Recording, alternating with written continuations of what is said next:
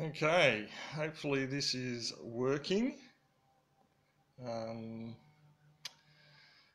Hi everybody, if you're seeing this, fantastic. I'm just going to try and get up the question and answers that are coming through as well, so please bear with me because I want to make sure I can answer any comments that are coming through. Okay, here we go. All right, so what I was intending to do was just run through a bit of a general overview on how we've got to where we are. I've taken notes on Steve's stuff, so I'll try and give answers to the stuff I've got there. If I miss anything, please feel free to repost your questions and I'll see them coming up and try and answer them as best I can. All right, so obviously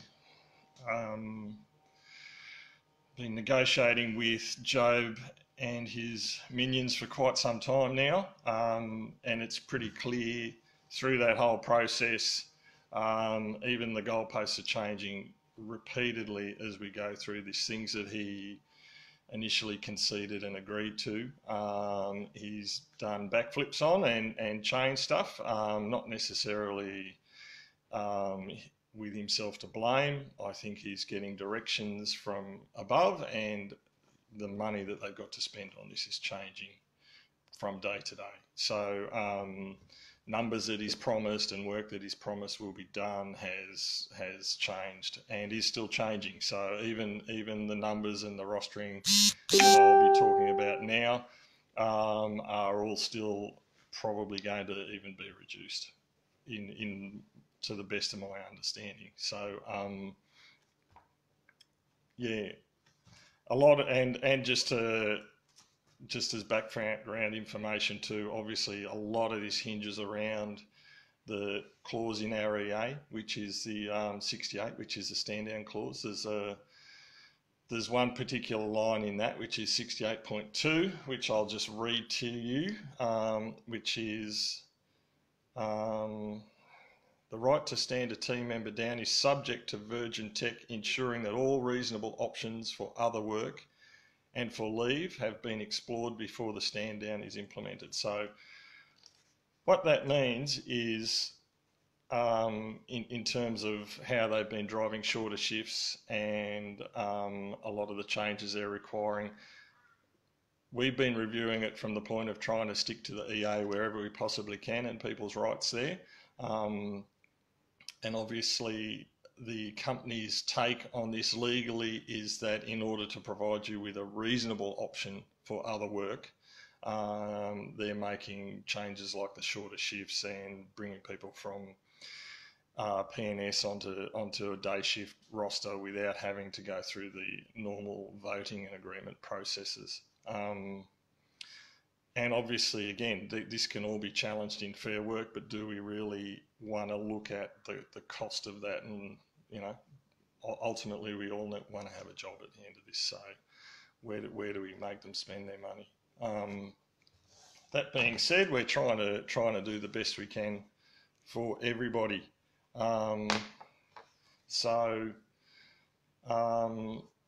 Yeah, we started off with, particularly in the major ports, they were promising 6 weeks of full-time work for all the staff.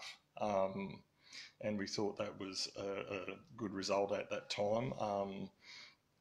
That's now flipped back to, from today's date, where the company's take is that they think there's 2 to 3 weeks of work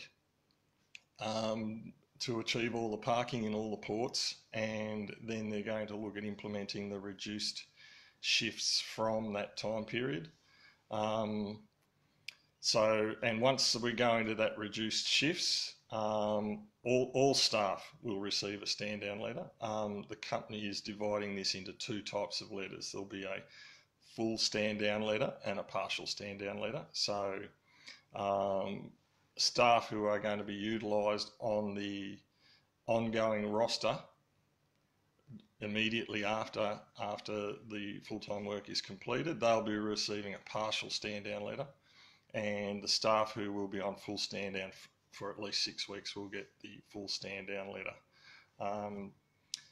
So just going into how the basic rostering has been agreed to in all ports. We've had people, obviously reps from Perth, Melbourne and Sydney, as well as Brisbane Line and Hangar, involved in negotiating a roster that works best overall for everybody. And the way that's going to work is pretty much every port that is still flying will have 12 staff on an ongoing operational roster. The 12 staff will be obviously 1B1, 1B2 and an AME per crew, and each of those crews will be doing reduced hours of 7-hour shifts. Perth being the exception, they still have a longer day finishing at midnight, so those guys are on a 9-hour shift. So outside of that, then they are having the ongoing maintenance on the active aircraft. For those rosters, they're looking at putting staff on a Monday to Thursday shift, which is a 10-hour day shifts, and the people that are on those shifts will be in each port will be going one block on, one block off, sharing the roles with other staff. So at this stage, the numbers that we're looking at in each port, Adelaide has seven parked aircraft, so those guys are looking at they're actually not having any additional staff. Adelaide only has 1 flight per day, so they're going to utilise the guys that are in for the 12 guys that are in on the operational roles, and those guys are going to do the ongoing parking maintenance when they're in on their short shifts. Sydney at this stage, without the 12 staff that they have on the operational, are having an additional 16 staff working in. It will still be ongoing work. Melbourne and Brisbane at this stage looking about 64 staff. Sorry, that's including the 12 operational guys, so we're talking 52 guys.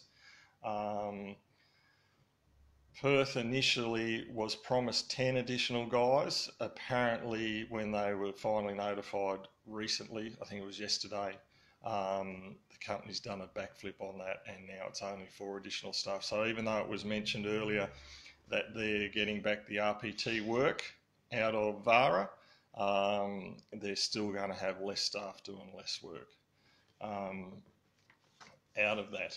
So obviously we've still got guys on. I'll stick with the rostering for a minute. In the main ports, there is also as well as which ultimately is going to be a 4-on-10 off roster for guys. In the ongoing maintenance on the active aircraft, they're going to have another shift area which is looking after the parking program aircraft. Those staff will be on a 4-on-4 off base, 4-on-12 off, because we're sharing it between two crews again. So it'll be a 4-on-12 off, 11.4-hour shifts. And those guys will be concentrating on doing the parking program stuff. So it'll be broken up into the operational, the maintenance on active aircraft, and the parking program stuff. Now, we've obviously got everybody in those major ports still doing full-time work, but I know in Brisbane they're even trying to dick with that roster over the next couple of weeks. Chris Gee, the regional manager, yesterday released a new roster with new hours for staff in Brisbane, where he's trying to drag the night shift out an extra hour, and his reasoning behind this is he wants the social separation for health reasons. So I'm going to be in on Monday talking to him about that, because we haven't agreed to anything to do with changes in rosters we're still consulting on that. So feedback I've had is people don't want to finish an hour later just to make that happen. So I'll be trying to obviously have him review that and do that differently.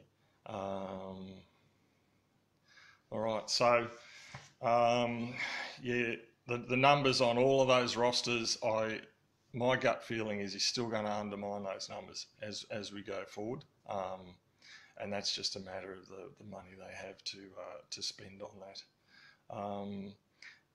All right, so just going through about stand down. Obviously, there's a lot of guys in minor ports already stood down. Those guys have already optioned to take leave. So a big bone of contention with me right along this is this 3/4 leave rate, and we haven't reached an agreement on that yet. I'm still fighting to give people the option to take 100% of their leave if they so desire.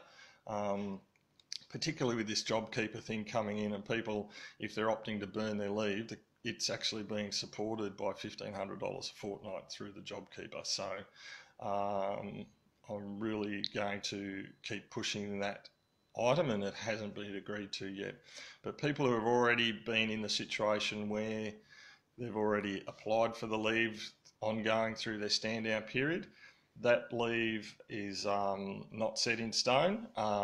You can alter that by fortnight and resend the form that the company has sent out to staff to elect leave. You can resend that on a per pay period and elect for full stand down for a fortnight, partial pay for a fortnight.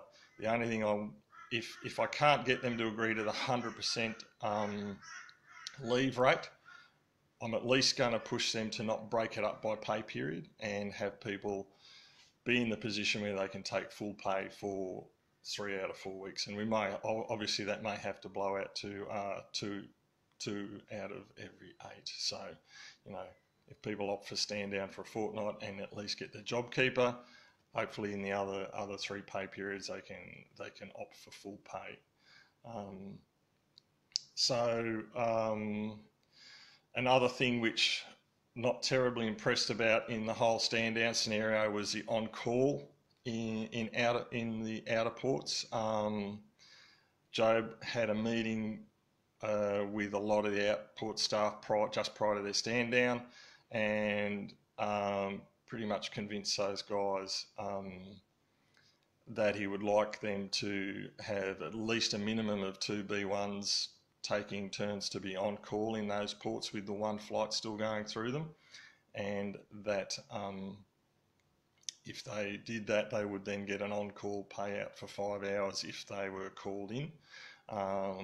Initially in his discussions with me, he said that he would also give those guys whoever was on call would get 1 call out a week to do the base tasks.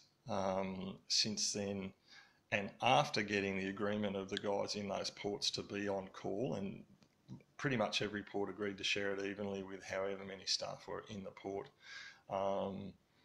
they stretched the on-call period out to a week, where the EA has always stipulated that it's a maximum of a shift or 4 days, so that they want 1 person on per shift, and that they're only going to call people out once every fortnight if there hasn't been any other call outs. So I've passed it back to the individuals in those ports to make their decision if that's acceptable or not. I said directly to Job that if I was in that situation, I wouldn't accept it, and his reply is neither would I. So he's asking people to do things that he wouldn't even do himself. But obviously, at the same time that I say that, he implied to most of those staff that if they weren't on call and they had to rescue those planes out of major ports, then maybe when this was all over, he might, the evidence might prove that there's not a need for staff in those ports. So he's kind of implying that if they don't comply with his wishes and be on call out, even though they're on full stand down, that they may not have a job and be redundant at the end of it, which is a little bit despicable. But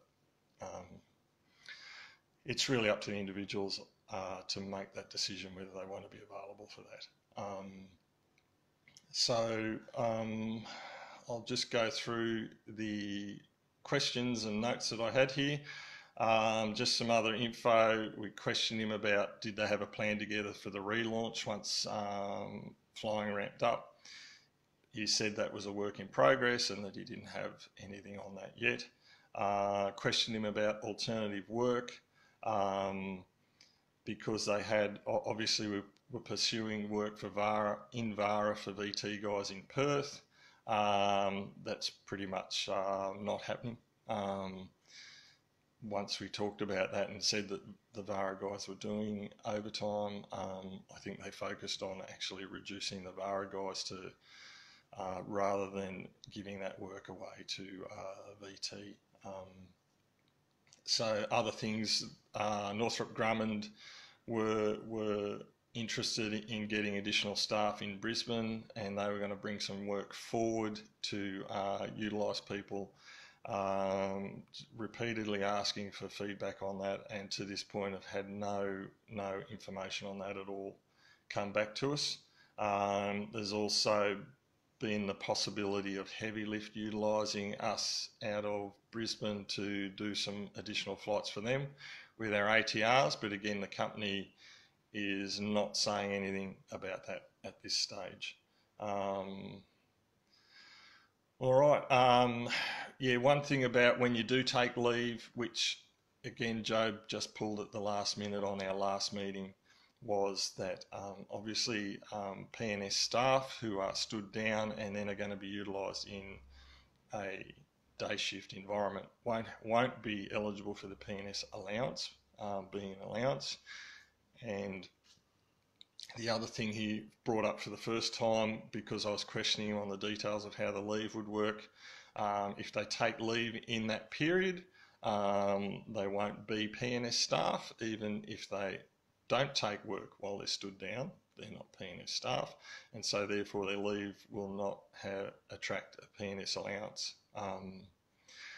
So as Steve Pavinas said, I would recommend that anybody who financially can afford to do it, it's in your best interest to just take the stand down without pay when you stood down and save your leave so that you can get it paid at the correct rates when and if we can do that later. So what else have I got here? Also, there's still debate about the staff who are being directed to take leave who have high amounts of leave over the 240 hours. Again, up until the last meeting which we held on Thursday, I was of the understanding that those people were allowed to take that at 100% until they came below the 240 hours. They changed their mind on that one and decided that would be at the 3/4 rate as well, which we haven't agreed to, and I'm still going to pursue that further. And I think Steve's in agreement that I don't think they can legally do that, and it contradicts itself. You want somebody to burn their leave off as quickly as possible so that they're eligible to be in the mix for the work that's still available, yet you're going to make them have every fourth week out of 3 on stand down without pay. It just doesn't make sense. Other questions about assistance programs within Virgin. There's lots of assistance programs. They're all on the main Vine webpage, links to assistance, and obviously we've all got to stick together here as well and look after each other wherever you can. But there's certainly the company-based stuff there, and also, as our member from Qantas pointed out there, anybody can go to their local GP and you're eligible to get 6 free counselling sessions through just your GP. So what else have we got going here? VT numbers, I mentioned they were reduced. Talking about on-call, so there's questions about whether staff are on, how they can be recalled to work. So the way that's going to work in with the current rostering, once we go to the reduced roster, is the staff that are on stand down will still be listed on the roster by seniority and type. They've committed to fill the number of staff that they have on the roster as much as they possibly can. So if somebody calls in sick, as long as it's not with 1 hour's notice, they will contact by order of seniority the staff that are stood down to see if they're available to come in to fill in that shift, whether it's 1 day or a block. So obviously staff that are stood down need to, with their own personal circumstances, whether they have other work or whether they don't, it's really up to them to determine whether they come in for that work. Obviously somebody that's on full stand down, if the job seeker works as we think it's going to at this stage, we obviously won't know till it's legislated on Wednesday. In those circumstances, if you're on full stand down and you get called in for 1 day, if you come in, you'll be working for free. So you've got to determine whether that is your position to support the company in those circumstances, or whether it's more to your, I guess, in your advantage to stay home and remain isolated and just accept the minimum money. What else have I got here that I took notes on?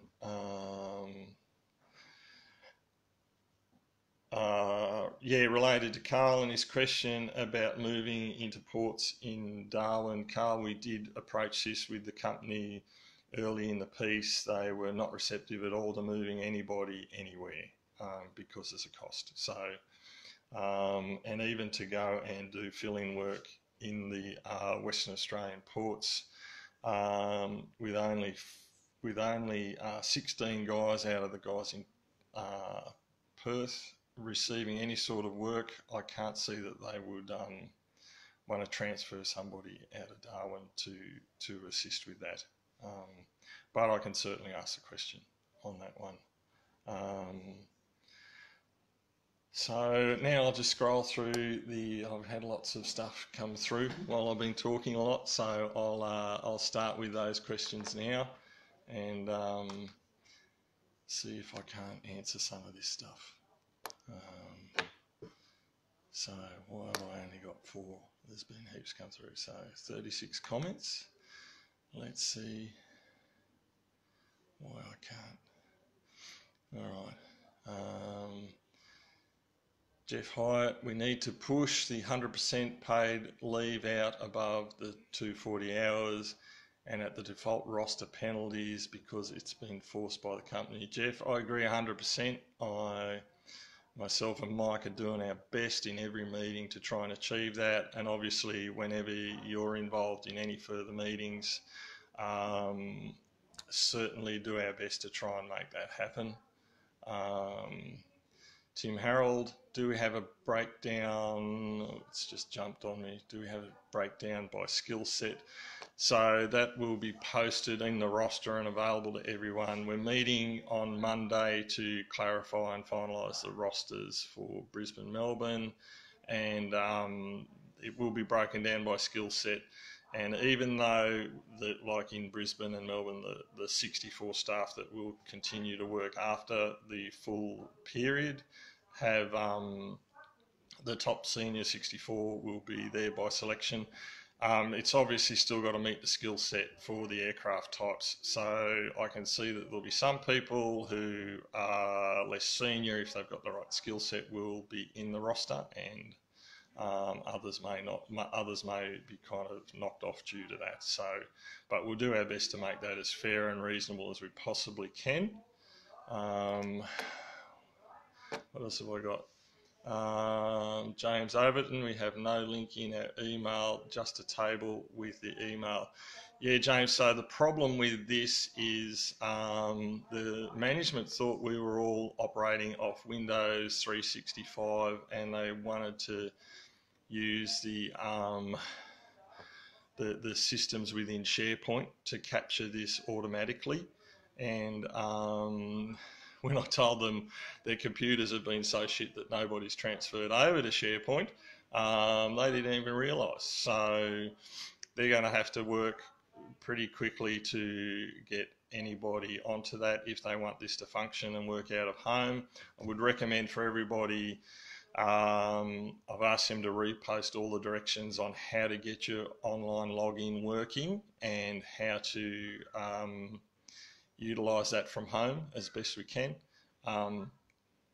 But in the meantime, it's going to have to be, when you don't have those options, it'll have to be by just a normal email with a table in it, and they're just going to have to do that stuff manually, which is, I don't think they're equipped to cope with, but we just got to see if they can get their act together on that one. Carl, thanks. Yeah, thanks, Carl. I'm sorry I can't do more for you. John Bale, hi Chris, can you clarify the difference between stand down and leave without pay? If you elect to take leave in accordance with our letters, we are in effect electing to go on leave without pay. Well, John, you're not on leave without pay. If you receive a stand down letter or a partial stand down letter, anytime that you, it's classified as special leave without pay, and so therefore those hours are the stand down hours, and therefore you can opt to backfill those with your leave if you so wish, or be eligible for the JobKeeper allowance, as far as I understand. I hope that answers your question. I would not recommend that anybody apply directly with the company to take leave without pay unless you have very exceptional circumstances to do so. Let them stand you down. Otherwise, things like your time in service are frozen, and you don't want all of those sort of things that normally tick along in the background to freeze by taking leave without pay, which is where you elect to take it. So Damien Maisie, if you are to gain employment elsewhere whilst on stand down, are we required to notify the company? So Damien, they did have a, within their question and answer session on this one that they posted, they're basically saying that if the you can accept other work, but it shouldn't interfere or with your Virgin stuff. So I don't believe that you're obliged to notify them unless you're literally working for Qantas or something in opposition to Virgin. That's the only times I think you'd be obliged to notify them. So let me see if I can, why can't I scroll through the comments? I should have a see more. Here we go, see the thread. I think I can get through it now. Okay. Will Fu, if you follow the link on Job's stand down email, it will lead to the simplified format, totally different from the original. Okay. Jeremy Burton, we didn't receive this email or emails. All right. So that's obviously around those applications. Oh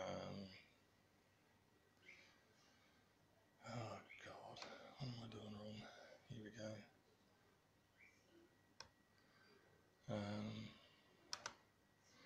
Sorry guys, please bear with me. I'm just having trouble.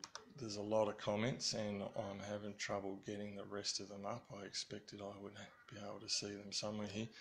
Darren O'Rourke, if we opt for full stand down for the 12 weeks, will letters from VA reflect such rather than a partial and full stand down letter as suggested? These letters will be needed to provide individual situations for government agencies. That's correct. So, Darren, the two things I'll be giving, you will certainly receive the letter. If you opt for the full stand down for the 12 weeks, you will get the full stand down email from the company, which you can then use for those purposes. All these letters at this stage state up until the 14th of June, because that's their currently predicted date of return. They'll obviously have to issue further stand down letters if this goes longer than that, and I obviously think that they will go longer than that time frame. Oh, come on. I'm being technically challenged here, guys. Apologies. I can only see the top 6 comments. Why is that? Here we go. Maybe that'll get me more. Oh, damn.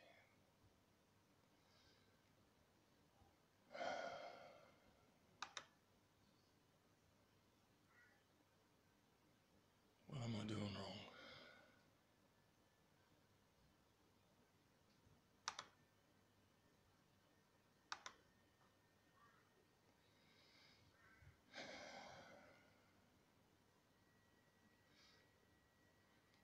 I'll answer, maybe even if I can just answer the ones that pop up again here, so I'm not stalling you all. Okay, from Peter Walker, the parking program roster of 4 on 12 off, how does that tie in with the 6-week rotation?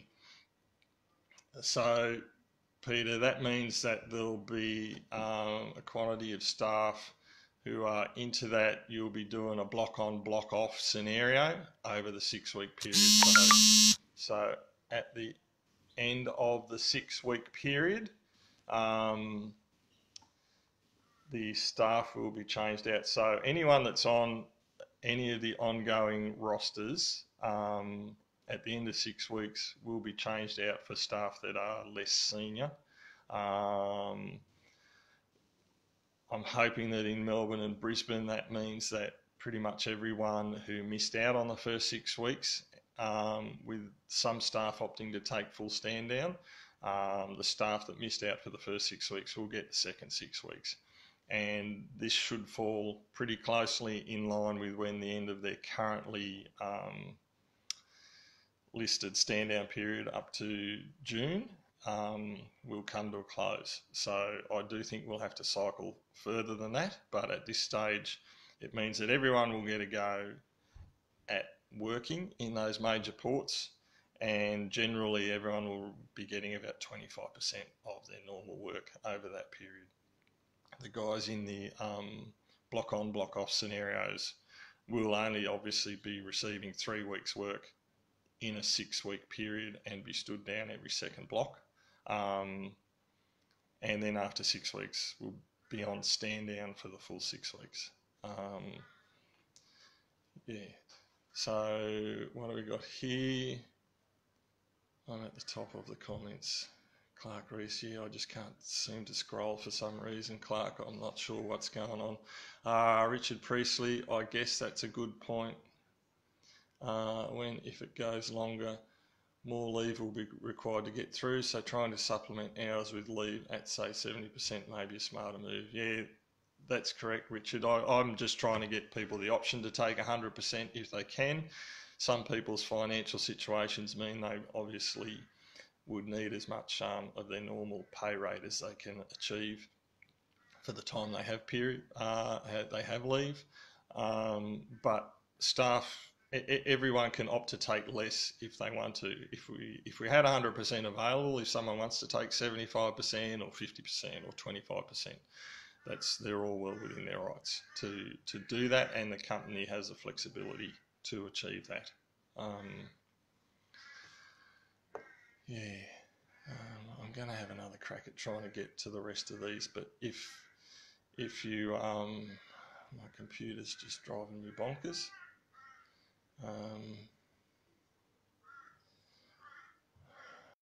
45 comments.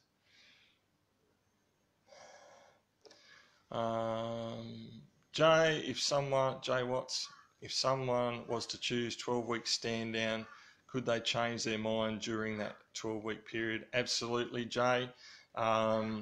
It's going to opt from pay period to pay period. You can take stand down for the period you want and then notify the company that you would like to be in the mix for work from a period, and depending on your seniority you will then go into the mix to receive the ongoing work. Yeah, Clark, Reese, I note on the letter that it is up to 75%. Yeah, that's correct. At this stage, that's all they're willing to accept. So let's say one of the staff who is actually doing work but are going to be on a 50% rate, in a fortnight they would be getting 20 hours of pay. They can opt, the way it's currently going to work, if I can't successfully get the 100%, they can opt to take 10 hours of leave in that fortnight and bring their pay up to 3/4. They see this currently working as on a fortnightly basis. So what have we got here? Murray, hi Chris, I joined in late, so you may have already said something about the 75% leave thing. Do you think it is possible to take 2 months long service leave at full pay and then a month of leave without pay?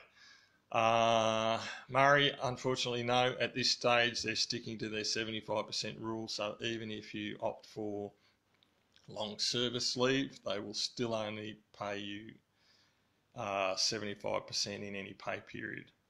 You will obviously get the full money for your pay for the hours of leave that you claim, but they just won't pay 75% of that.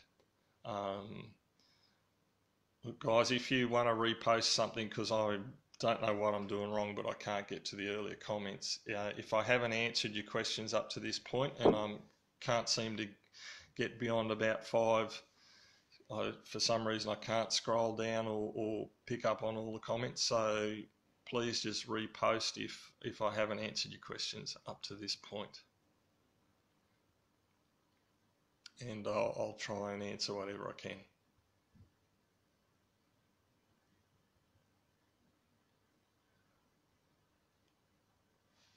Or am I, okay, Damien got one from Damien Stryland. How much notice is acceptable from the company for a return to work letter?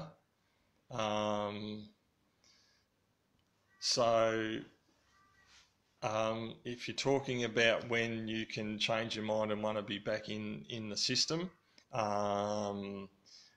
it would be for the next pay period. So I would let them know that. That's to the best of my understanding. So obviously someone who is more senior, though they may have trouble actually achieving the rostering changes, which is why they've held us to a 6-week pattern. We tried to get that reduced as much as we can, but at this stage they can't cope with under the 6-week rotation. So it may be possible that if you do that, if you note to opt back in, you may not be available till the actual next 6-week shift cycle. Bill, any comments on rate of pay for leave for those who lose the night shift loading? Yeah, Bill, so when you're on day shift, you will receive the normal day, night shift penalty rate or the rate of pay. The only allowance that they're pretty much removing from everybody is the PNS allowance. Even on the days they initially intended to try and put staff on their day rate, which was without penalties, the Monday to Friday day rate, but we did not agree with that and did not allow that. So they have stuck to, even if you're doing days, you will be on the normal shift rate and not the day shift rate without penalties. Okay, so Darren O'Rourke again, will leave be burnt at the new roster reduced hours or hours on our current shifts under the EBA? So you can opt to just go up to 75% per pay period. So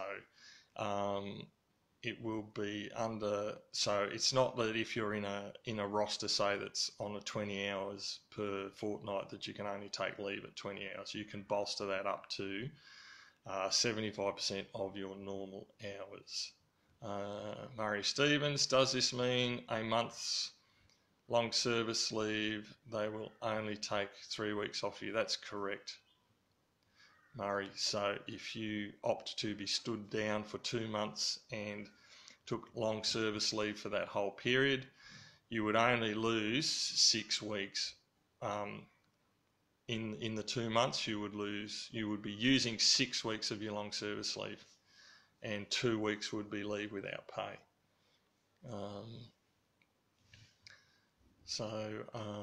Blake Willis, hey Chris, with regards to Richard's question, will we still have to submit annual leave forms if you're on stand down to help top up your pay if needed? Just wondering about how they're going to administer this. The answer to that is yes. So when everybody is stood down, all existing leave on the roster will be cancelled.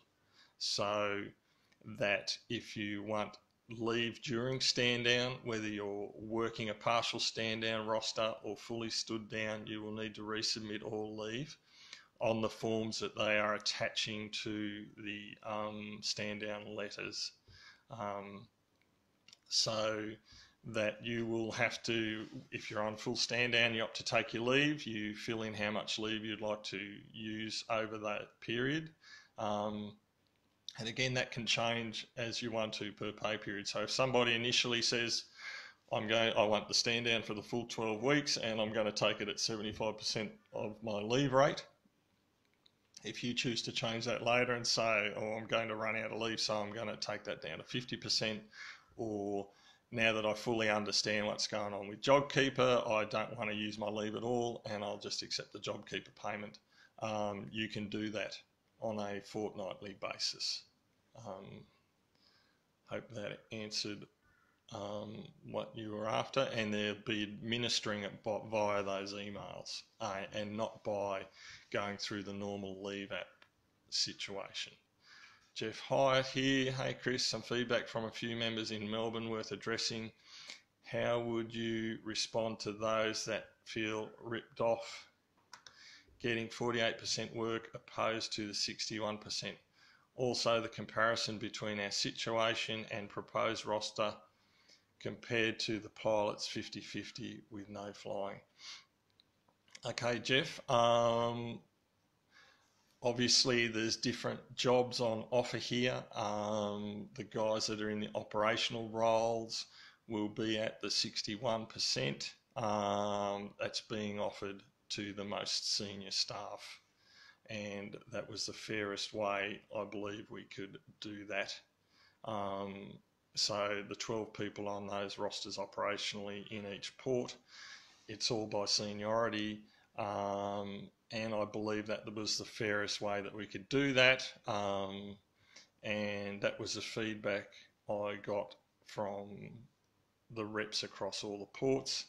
And obviously that is only for a six week period, and then it will be cycled into the next staff who have not had a chance to work up to that point.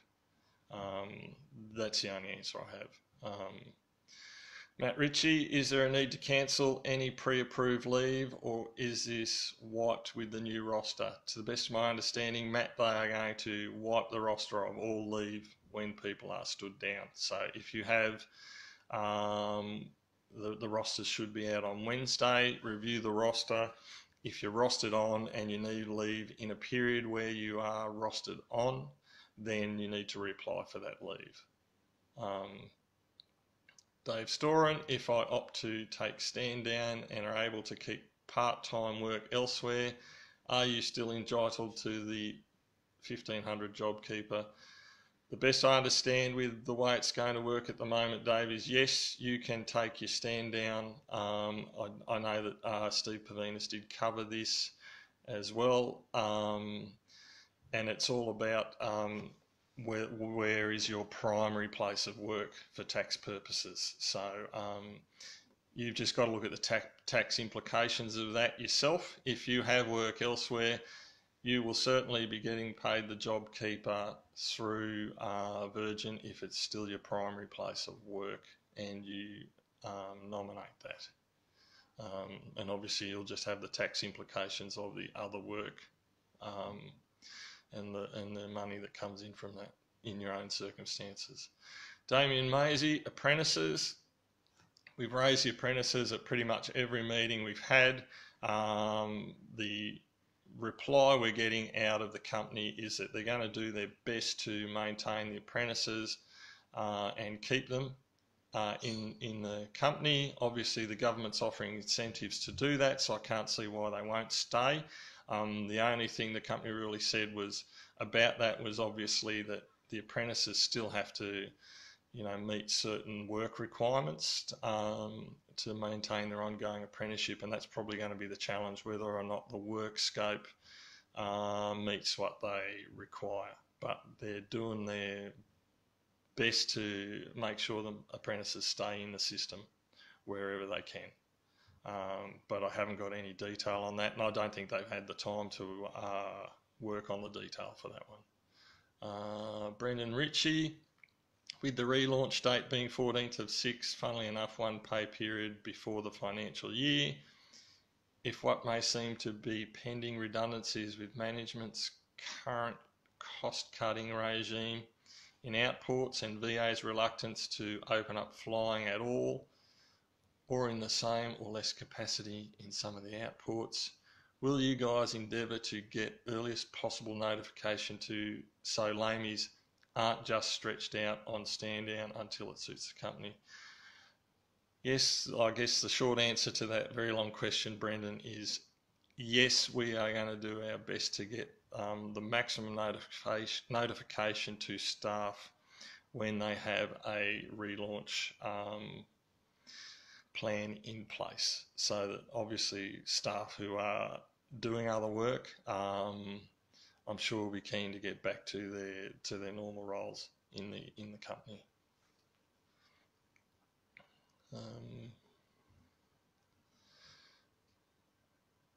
Yeah, but a side comment on that, I'll be very surprised if in the dead of winter the coronavirus has cleared and that flying will lift, will return to normal. I think this is going to go much longer than the middle of June.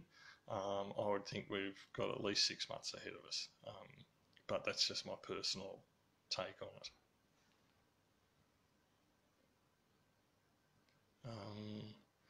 Looks like I'm out of questions. Again, if you've posted something earlier and I haven't answered it, if you repost now, because I can see the top probably 5 or 6 questions. All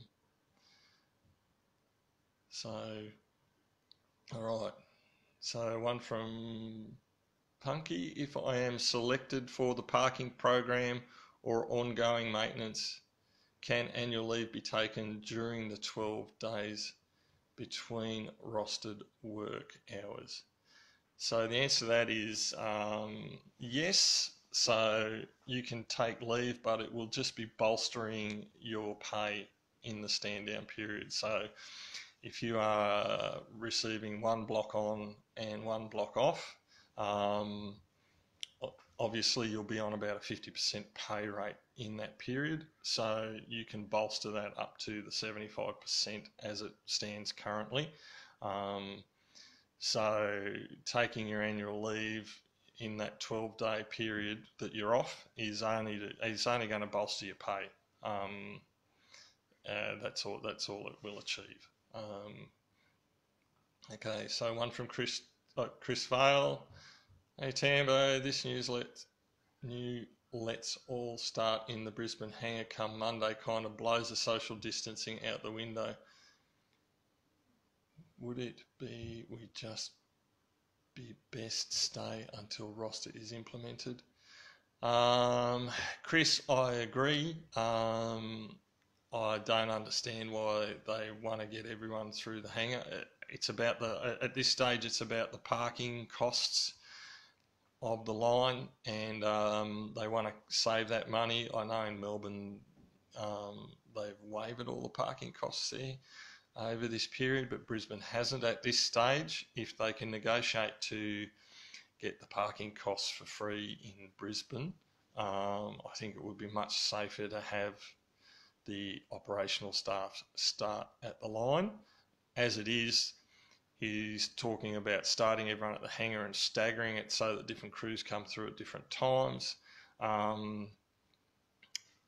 and it's not a fantastic plan, and I'll be re-dealing with him on Monday about that. Myself and Mike will be in another meeting about the ongoing rostering, and I really want to understand that it's safe for the staff going through there, as safe as it can possibly be. So I'll be updating after Monday how we go with that.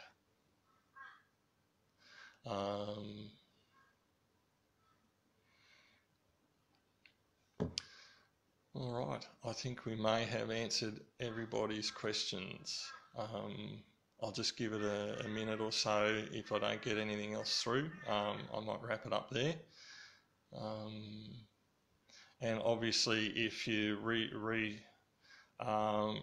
this and see anything further, or you got any other questions, happy to receive emails.